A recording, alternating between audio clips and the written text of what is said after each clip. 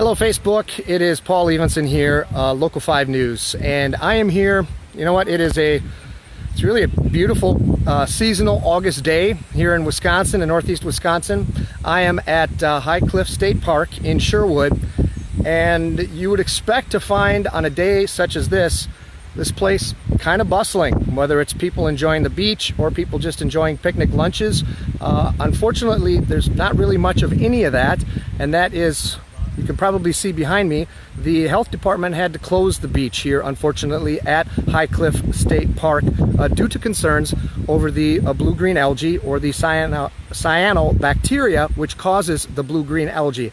Now, I'm going to preface this first off by saying I am no expert on this subject. If people want information on the subject, there are plenty of resources online, whether that's through the county or organizations like Fox Wolf Watershed Alliance. They've got a lot of useful information if people want to know more information about the blue-green algae and the possible effects to us as humans, our pets, etc.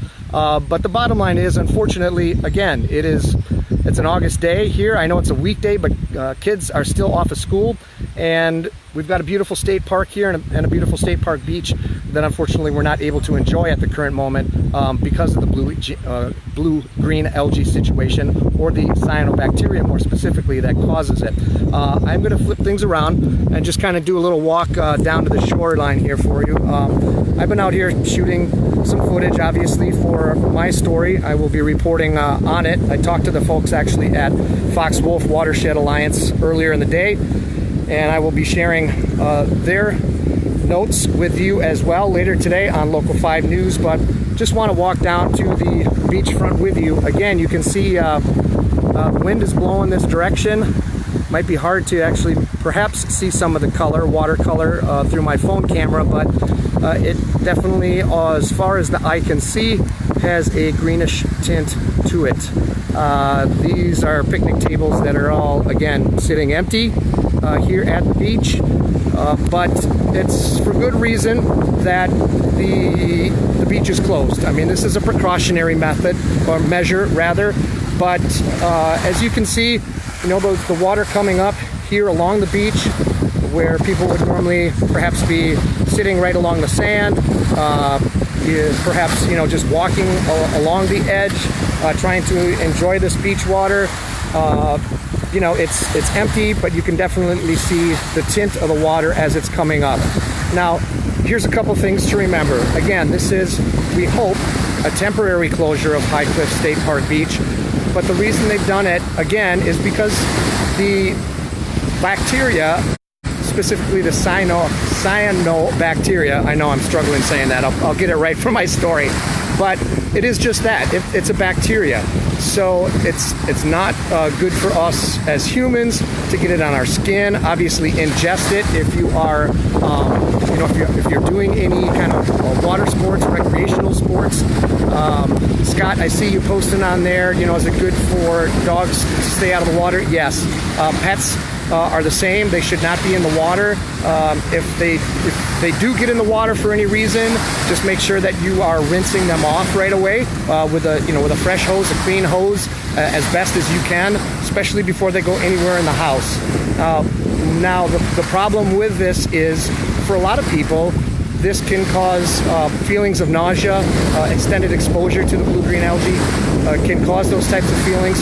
For others, it can even cause some respiratory issues. So it is highly recommended. You know, we don't want to tell you not to enjoy this beautiful lake, but it just seems with the environmental conditions, the wind directions, that this east side by High Cliff State Park and again the north side of the lake are being kind of the hardest hit areas right now when it comes to the blue-green algae. Now, that might be a lot different down as you head towards Neenah or further south to Oshkosh or Fond du Lac. So the best thing really to do, and again, the folks at Fox Wolf Watershed Alliance recommended this as well, the best thing to do is just to call ahead, whether you have somebody at your local marina, your fishing marina, that you know that can kind of be your eyes and ears on the ground, somebody, you know, from a local establishment that's close, or a boat launch. just make sure that you call ahead and know that if you are intending to take your boat out for recreational purposes, that you want to make sure that you're staying away from some of the heavier areas. Now, that's not to say that the entire, Fox Wolf Winnebago system is off limits, but they are trying to take precautionary methods here on the east side near High Cliff State Park, and again, the north shore of Lake Winnebago, because those are some of the higher concentrations that they are finding right now of the blue-green algae, or the cyanobacteria. Again, this is a bacteria that can cause issues for both humans and animals. So I see people asking whether, whether pets should be in the water. If it's real heavy, if you are noticing, foam coming up or building up, those of you who may be along the shoreline and are not catching the wind, and you have more of a stagnant water shoreline, that's the conditions that the blue-green algae really likes. That's where it tends to get thicker, and that's where it can have a greater effect on both humans and our animals, our pet friends, who might head into the water. So, for now, if you are in one of those higher concentration areas, it is recommended that you stay out of the water until we get some kind of all clear. Now, how can you get more information on it? There are different websites out there. You can be checking in with folks like Fox Wolf Watershed Alliance. They're trying to keep a bead on what's going on here and in the lake and in the waterways. But there are also resources like immediately here at High Cliff. I was talking to some of the workers here at High Cliff State Park as I was entering the park, and they said they do have a social media presence. They've been taking phone calls from a lot of people. They said they've been taking a lot of phone calls. So again, if you do have questions in regards to whether it's currently, safe or advisable to go out in a stretch of shoreline, then by all means, please call ahead before you, trailer up your boat or trailer up your jet skis and head out onto the waters. This is not, again, a situation where the entire waterway is off limits, but this east side and north side of the lake seems to be getting a higher concentration, and yes, some of that is due to the wind effects. Wind effects will have a tendency to push the entire blue-green algae culture or growth as a whole to one particular area or shoreline of the lake. And that can change, and that's why it's important just to to stay in tune, stay in touch, make those phone calls to the whether it's the marina, whether it's your boat launch, and before you head out onto the water, and just make sure that if you're going to be out, that it is safe. Now, I see a recreational boat out on the water. You can see it coming into the harbor here. I am not trying to, say this in any judgmental standpoint, but the fact remains there is a danger even in the water spray that can get sprayed up from a boat or from the boat's engine, from the boat wake, and that can certainly be taken in through the mouth or through the nose, and people will have reactions to that, or can have reactions to that, and it can cause some respiratory issues, or again, it can cause some of that illness, some of that nausea feeling that tends to be some of the symptoms that go along with exposure to the blue-green algae. What causes the algae in the lake? Scott, that's a great question. It's a pretty complicated question, and again, I am certainly no expert on the subject. For resources on that, I would direct you to, again, Fox Wolf Watershed Alliance, to their website. They've got resources out there that will really explain the topic much better. But it is a phosphorus issue, bottom line, and that's caused by a lot of different things. It's caused by water runoff. This is not just an agricultural issue. This is an urban issue as well. So this is runoff from your rural areas and your urban areas, both combined.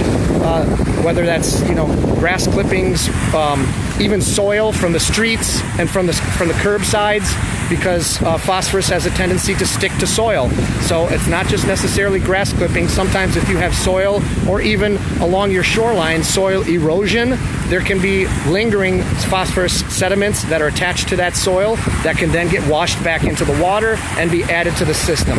But again, I don't want to speak on anything that I am no expert on, but that is some of the points that I was able to take away from, again, the folks at Fox Wolf Watershed Alliance when they were sharing some of the information with me. Can this go airborne?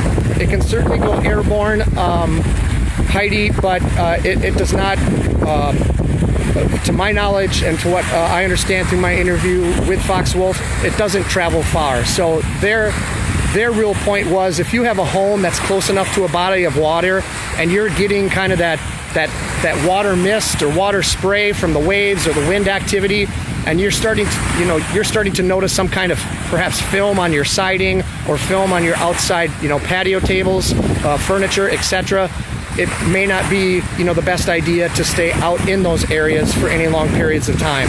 Now, again, that could fluctuate a lot with wind directions and wind speeds, but it is definitely a cause for concern. It's not just walking in the water. It's not just being in the water. The wind spray, again, the boat spray, the wake spray from recreational vehicles, that can all get kicked up into the air and cause people to feel some of these symptoms. So I don't want this to be a panic message, certainly in any respect. But the conditions are what they are here on Lake Winnebago, and right now because of it, they've had to take the precautionary method and close the beach here at High Cliff State Park. I'm going to start walking back up and wrap this up. I appreciate the questions and the comments, the interactions. Denise, as far as our drinking water, I would not be able to speak on that.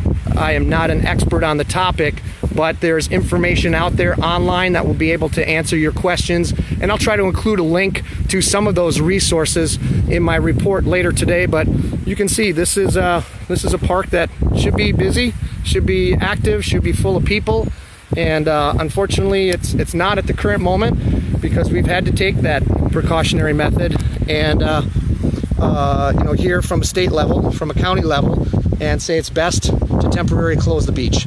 So I'll have more on this topic, including my interview, snippets from my interview with Fox Wolf Watershed Alliance, coming up later today on Local 5 News. I hope this report has been a little bit helpful for you. Again, not in any means trying to cause some kind of panic attack here, but it's a precautionary method, and they're just trying to keep people safe here and make sure that we have as few issues as possible until this bloom goes down a little bit or starts to dissipate. So play it safe out there, be safe, find those sections of the waterways that you can still get out and enjoy, because this is a great state with great access to lots of water bodies and lots of recreational water bodies. So get out and find those ones yet still. Support the patrons who have businesses along those waterways, and let's enjoy the rest of the summer. But do keep one eye to those websites and to those resources, and call ahead if you are planning to take your boat or jet ski or any recreational vehicle for that matter out onto the waterways, just again to double check and make sure that it's safe. So hope the report's been helpful. Thank you all for hopping on and adding your comments. I'll have more tonight on Local 5 News, and I'll see you there. Bye-bye for now.